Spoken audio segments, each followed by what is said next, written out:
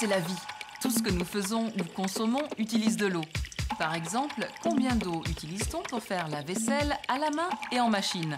Réponse à la fin de ce reportage qui nous emmène aujourd'hui en France. Bonjour. Eh bien, suivez-moi. Lors des dernières canicules, le gouvernement français avait interdit l'arrosage des jardins privés dans certaines régions de France touchées par la sécheresse. Monique, une institutrice à la retraite, propriétaire d'un jardin de 2000 m², a adapté son mode de vie pour faire face à des étés de plus en plus chauds. C'est d'abord d'avoir des plantes résistantes à la sécheresse. Vous voyez, par exemple, les rosiers sont des plantes très robustes qui n'ont pas besoin d'arrosage. Au pied des rosiers, j'ai mis de la lavande. La lavande, c'est une plante de garrigue, c'est une plante de terrain sec. Et comme l'eau est assez chère, voire rationnée en période de sécheresse, Monique a fait construire, sous sa maison, une cuve de récupération d'eau de pluie d'une contenance de 4000 litres. L'eau de pluie, c'est la meilleure des choses que l'on puisse donner aux plantes. C'est l'eau naturelle, celle qui tombe du ciel.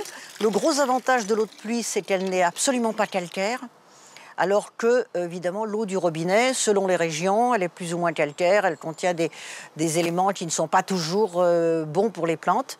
Malgré la pollution atmosphérique, l'eau de pluie est quand même meilleure, et alors, elle ne nous coûte rien. Après la taille des arbres et des plantes, Monique récupère tous les déchets et les passe dans un broyeur.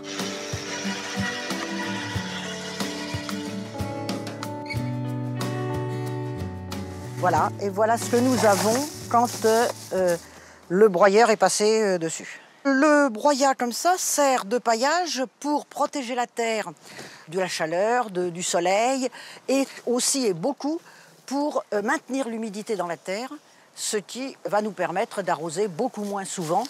Avec des plantes résistantes à la sécheresse, un paillage qui garde l'humidité et une réserve d'eau de pluie, Monique a réduit de moitié la consommation d'eau nécessaire à son jardin.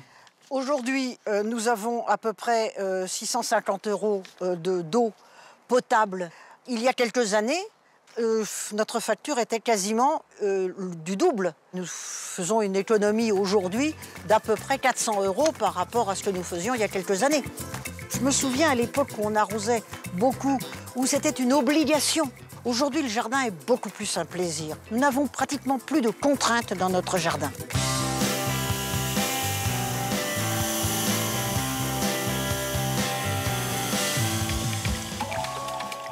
C'est tout pour aujourd'hui.